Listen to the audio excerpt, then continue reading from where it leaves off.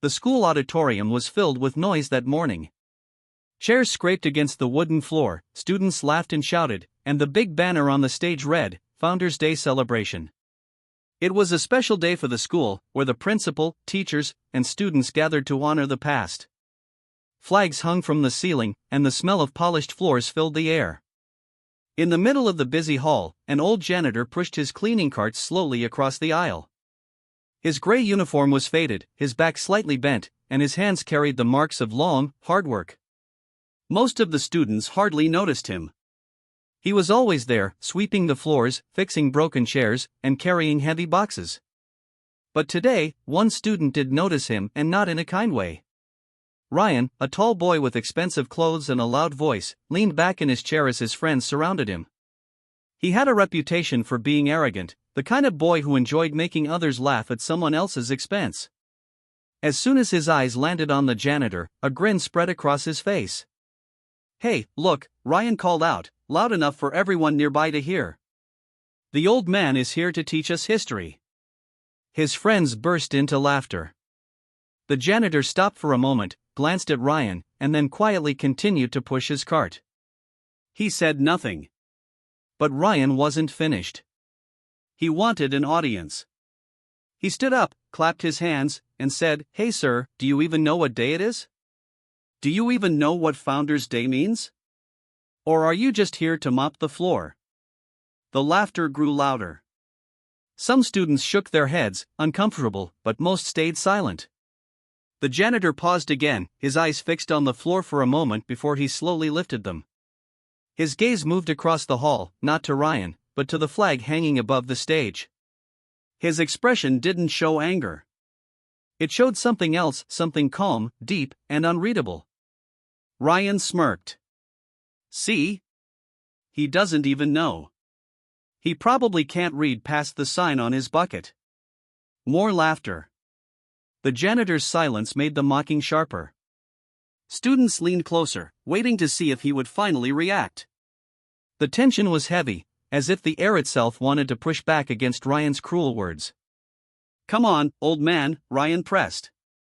"Say something. Or are you scared?" But still, the janitor didn't reply. His cart squeaked as he slowly moved it to the side of the hall. His hands, though aged, were steady. His eyes remained on the flag. The way he stood there, quiet, unmoved, was strange.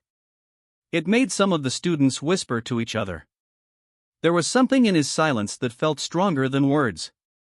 A teacher walked past, frowning at the noise, but Ryan waved his hands, pretending it was all a harmless joke. His friends grinned, but some of their laughter had faded. Even they felt something was not right about the way the janitor just stood there, calm and still, almost as if he knew something they didn't. The hall settled again as the principal's voice echoed from the stage, calling students to order. But Ryan's mocking words still lingered in the air. The janitor, without saying a single sentence, had left everyone wondering. Why didn't he defend himself? Why did he just stare at the flag like it carried some heavy memory? No one knew, but for the first time, Ryan's laughter didn't feel so strong. And the janitor's silence, steady, unshaken, felt louder than any words spoken that day. The auditorium grew quieter as the principal walked onto the stage. The noise of laughter and whispers slowly faded, and the sound of a microphone being adjusted filled the hall. Students straightened in their seats, some with guilty looks, others trying hard to hide their smirks. Ryan leaned back, still looking proud, as if mocking the janitor was just another game he had won. The janitor, however, did not move from his place. His cart stood parked near the side wall, and he rested one hand on it. His eyes remained fixed on the flag above the stage. To many, it seemed like he wasn't even present in the room anymore. His body was here, but his mind was far away, locked in a memory no one else could see. The principal began to speak about Founders Day, about the meaning of freedom and sacrifice, about how the Constitution shaped the nation. But even as the words echoed through the speakers, many students were distracted. They kept glancing at the old janitor. There was something unusual about him today, something different. Ryan whispered to his friend next to him, "Look at him. He's probably pretending to understand. He doesn't belong here." His friend gave a half-smile, but it was weak, uncertain. The laughter from earlier had lost its force. For reasons no one could explain, the janitor's silence was uncomfortable. It wasn't the silence of a man defeated.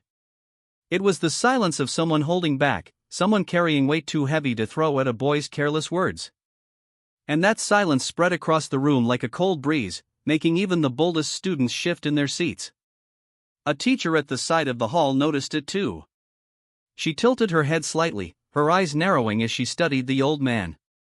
She had worked at the school for years but realized she knew almost nothing about him. Every day he swept the hallways, polished the floors, fixed broken lights, and carried tools. Always quiet, always unnoticed. But right now, he stood differently, taller somehow, like his shadow had grown longer. The principal continued speaking, but his voice was just background noise compared to the strange tension filling the room. Students who had been laughing earlier now felt an odd pull to look back at the janitor again and again. Why did he just stare at the flag? Why did he not even blink when Ryan insulted him? Why did it feel like he could speak at any moment and change the whole mood of the hall? Ryan grew restless. He wasn't used to being ignored. He wanted attention, control, victory. The janitor's silence didn't give him any of those things. It felt like losing without even playing. He leaned forward, cupped his hands around his mouth, and shouted again. "Hey old man, I'm talking to you. Don't just stand there like a statue. Say something." A few students gasped. Some turned to Ryan with sharp looks. The principal paused his speech for a second, scanning the crowd. But before he could say anything, the janitor slowly moved. He turned his head, not fast, not with anger, but with calm control. His eyes, gray, tired, but strong, rested on Ryan. The hall grew still. Even the smallest movements, papers rustling, shoes tapping, stopped. It wasn't what the janitor said, because he said nothing. It was how he looked at Ryan, not with hate, not even with frustration, but with something deeper. Something that said, "You don't know who I am. You don't know what I've seen. You don't know what these hands have carried." Ryan froze. For the first time, words failed him. His friends looked away, embarrassed. Some of the other students felt their throats tighten, as if they were witnessing something too big to laugh at. The principal, noticing the tension, cleared his throat and continued his speech, but his voice felt small compared to the heavy silence that had wrapped itself around the janitor and Ryan. Minutes passed, yet the air did not feel light again. The janitor turned back to the flag, his face unreadable. He didn't shout, didn't argue, didn't defend himself. But somehow, his silence spoke louder than Ryan's mocking voice ever could. Students exchanged whispers. "Why didn't he react?" one girl murmured. "It's like, he's not afraid of anyone," another boy replied. The janitor's cart creaked softly as he shifted its wheels. The sound was strangely loud in the quiet hall. He didn't leave. He stayed, standing tall and still. And in that moment, something changed. The crowd wasn't looking at Ryan anymore. They were looking at the janitor, the man they thought was just another invisible worker. Ryan sat back, his smirk gone. He crossed his arms, but deep inside, he felt unsettled. He had tried to humiliate a man who refused to be broken. And that silence, that unshaken calm, made Ryan feel smaller than he ever had before. The ceremony went on, but no one would remember the principal's words that day. They would remember the janitor, his silence, his stare, and the strange, heavy respect it demanded without a single word spoken. The ceremony ended, but the silence inside the auditorium did not fade.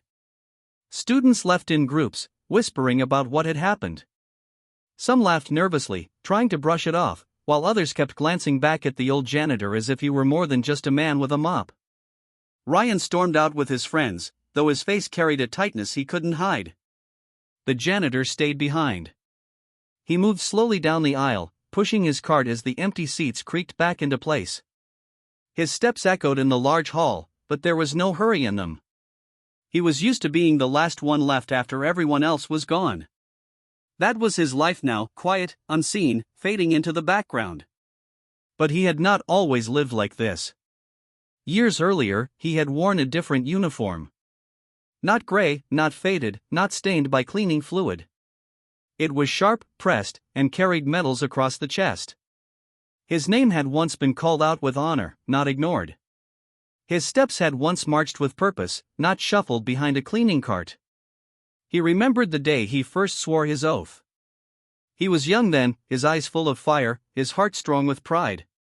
Standing tall in a line of men, he had raised his right hand and spoken words that never left him: to defend the Constitution, to protect the nation, to serve with honor. Those words had shaped his life.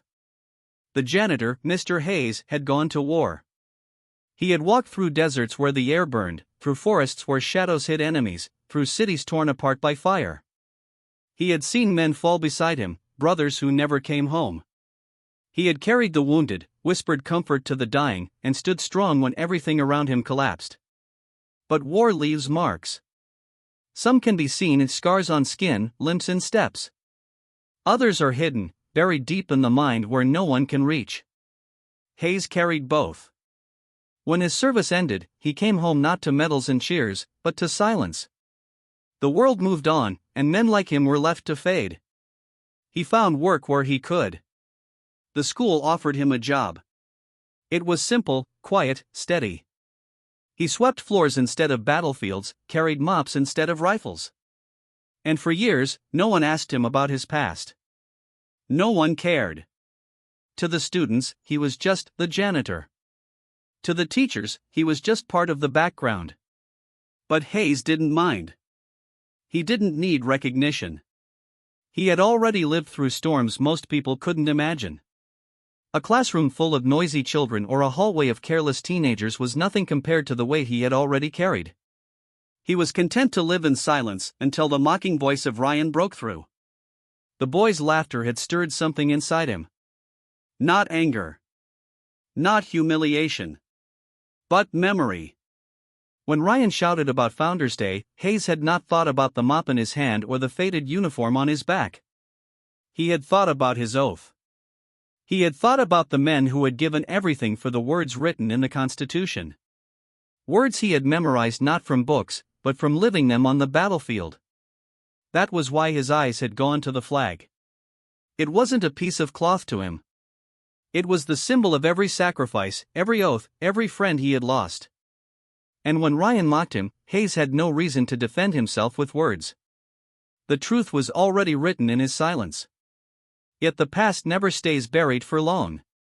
That evening, when Hayes sat in the janitor's small office near the boiler room, the principal knocked gently on the door. He stepped inside, carrying a kind but serious expression. "Mr. Hayes," the principal said softly, "I know today wasn't easy." Hayes simply nodded. The principal hesitated, then lowered his voice. "I also know more about you than the students do. I know who you were before this job. You don't have to hide it forever." Hayes looked up slowly. His gray eyes carried the weight of years. "It's not hiding," he said quietly. "It's just living differently. They don't need to know." But the principal disagreed. "Maybe they do. Maybe it's time they learned who you really are. Maybe it's time he learned." By he, the principal meant Ryan, the boy who thought respect came from wealth, not sacrifice. The boy who believed the janitor was nothing but a shadow in the hall. Hayes said nothing more, but that night, as he sat alone, his mind drifted back again to the oath he had taken. Word for word, the Constitution still lived in him. Every line, every article, every promise. He had carried it in his heart through battlefields and blood. Perhaps, one day soon, the silence would break, and when it did, the truth would echo louder than any laughter. The stage was being set, though the students didn't know it yet. Ryan had mocked a man he didn't understand. And the next time Hayes opened his mouth, the hall would never forget it. The next morning, the auditorium buzzed with restless voices again. It was the second day of the Founders Day program, and students filled the rows of chairs with the same excitement as before. But this time, something was different. The air carried a quiet tension, as if everyone remembered the strange silence from the day before. The janitor's calm stare, the way he had looked at the flag, none of the students could forget it. Ryan sat in the front row, his arms crossed, his jaw tight. He had told his friends all night that the janitor was just a nobody, that the silence meant nothing. But deep down, he had felt small under that gaze. He had felt as though the old man knew something he didn't. And Ryan hated that feeling. He whispered to his friends, "Today, I'll prove it. He's nothing. Just wait."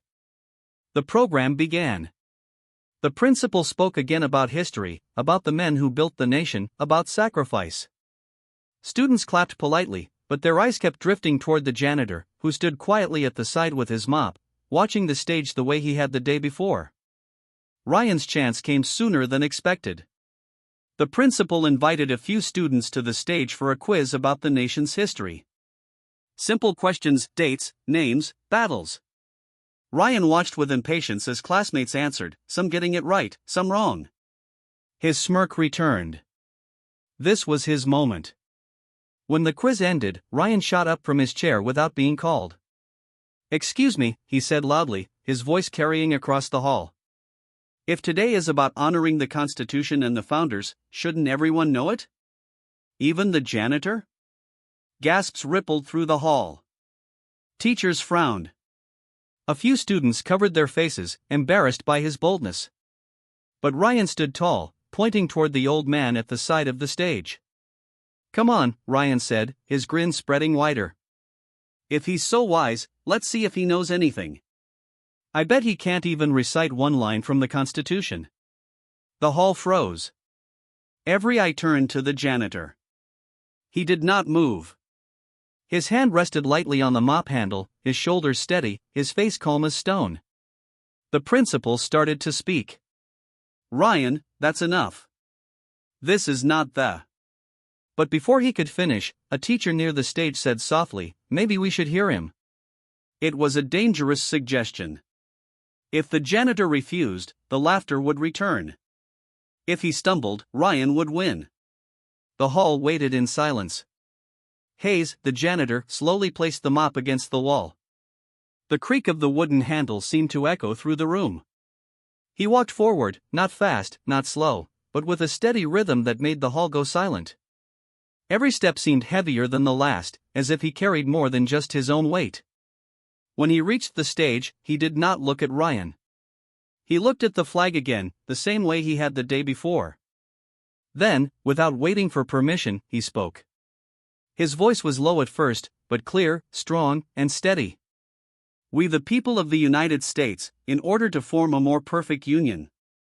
The hall went completely still. Teachers froze. Students leaned forward. Ryan's grin slipped. Hayes continued, word for word, line for line. His voice grew firmer, carrying each syllable like it had been carved into his soul. The Constitution flowed from his lips not like a school lesson, but like a vow and oath carried through time.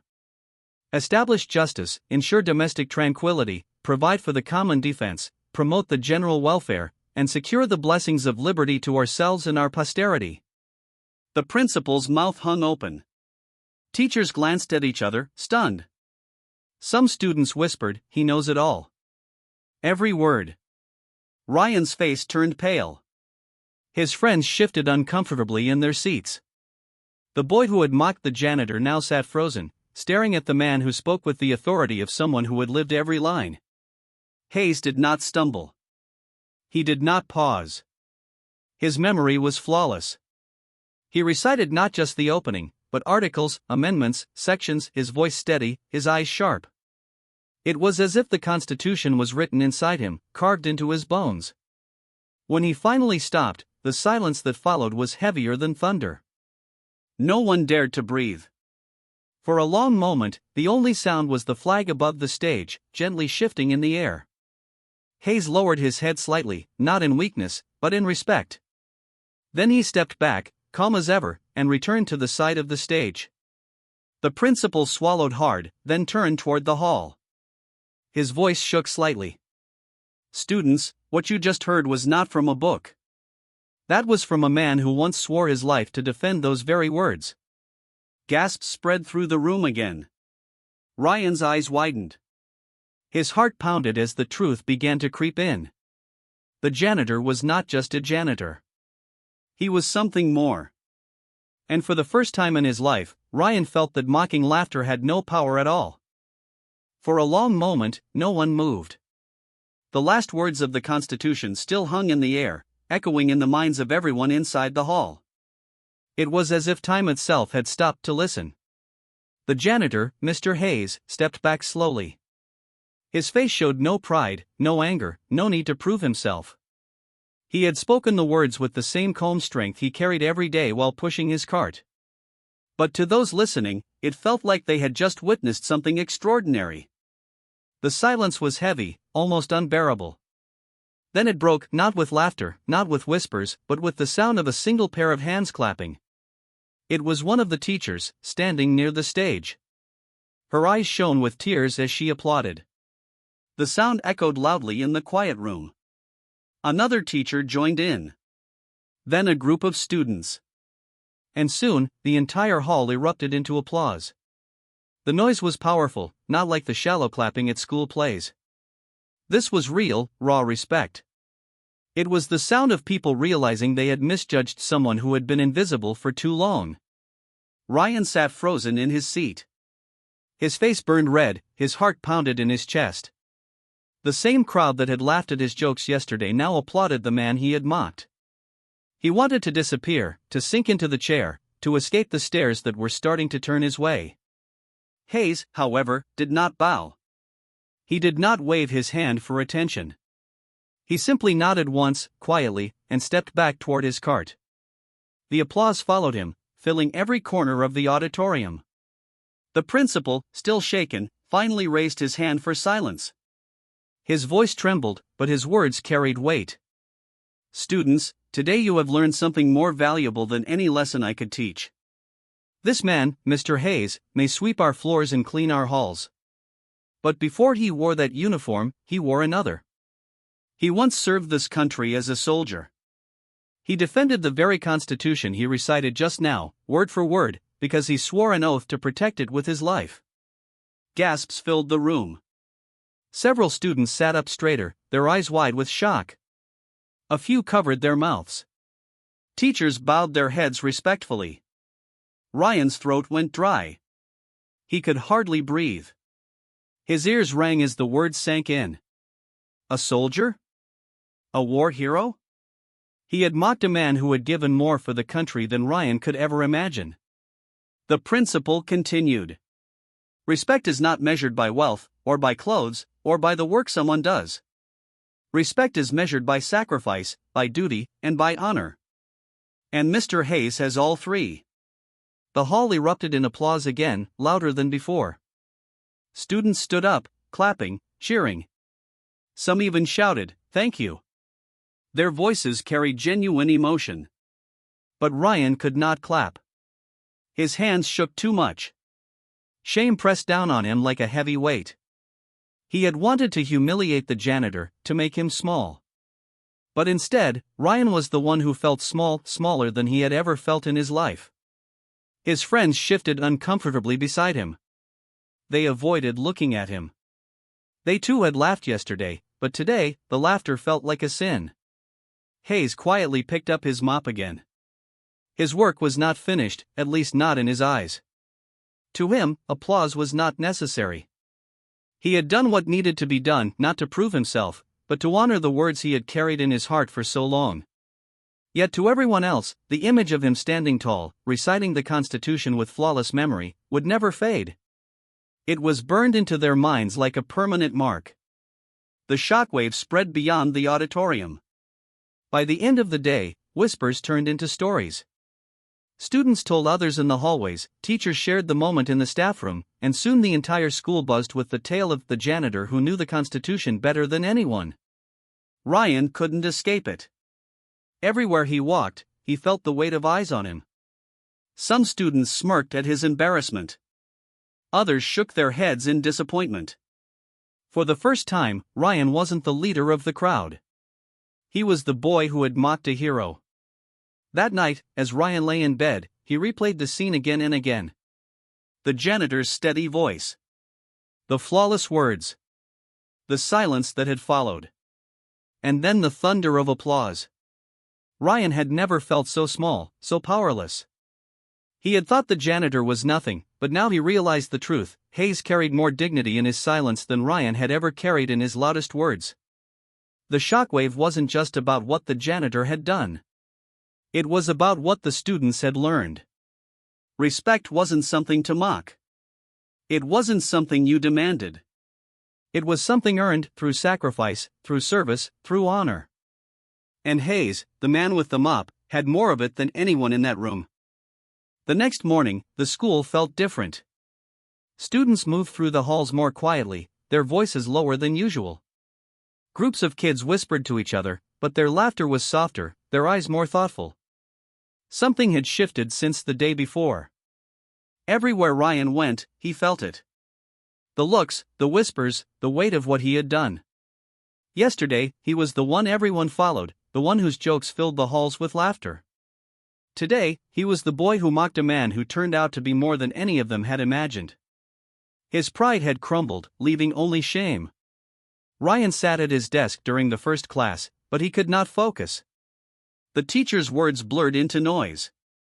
His mind kept replaying the scene, the janitor's steady voice, the flawless recitation of the Constitution, the eruption of applause.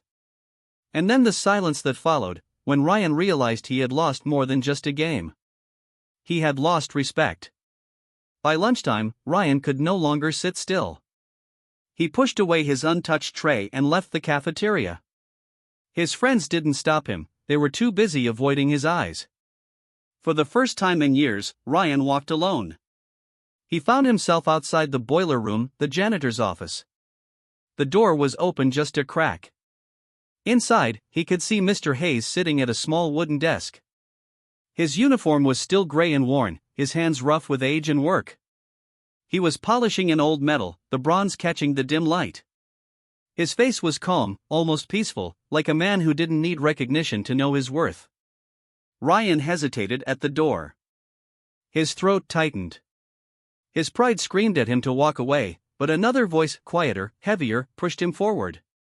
He knocked gently. Hayes looked up. His gray eyes, steady as always, met Ryan's. There was no anger in them, no hatred, just patience. Ryan stepped inside. His voice cracked. "Sir." He stopped, swallowed hard, and tried again. "I'm sorry." The words were small, but they carried the weight of everything he had felt since yesterday. Hayes said nothing at first. He simply studied the boy standing in front of him. Then he set the metal down gently on the desk and leaned back in his chair. "Do you know what respect is, son?" Hayes asked quietly. Ryan shook his head, his eyes stinging. "I thought I did." Hayes nodded slowly. Respect is not about who cleans the floor or who stands on the stage. It's not about who has money or who doesn't. Respect is earned by the choices we make, by the sacrifices we carry, and by the truth we live. You mocked me because you thought my work was small. But the truth is, no work is small if it is done with honor. Ryan's chest tightened. His voice trembled. "I didn't know. I didn't know who you were." Hayes leaned forward. "You don't need to know someone's past to treat them with dignity. Everyone deserves it. That's what the Constitution means. That's what I fought for." Tears blurred Ryan's eyes. He had never cried in front of anyone at school, but now he couldn't stop. His words tumbled out. "I'm sorry, sir. I'm so sorry. I was wrong." For a long moment, Hayes just watched him. Then, slowly, he nodded. He did not smile, he did not scold. He simply accepted the boy's apology with the quiet dignity that had defined him all along. "Learn from it," Hayes said softly. "And make sure you never repeat it." Ryan wiped his eyes and nodded quickly. His heart felt lighter, though the shame still lingered. But now, it wasn't empty shame, it was the kind that could change him.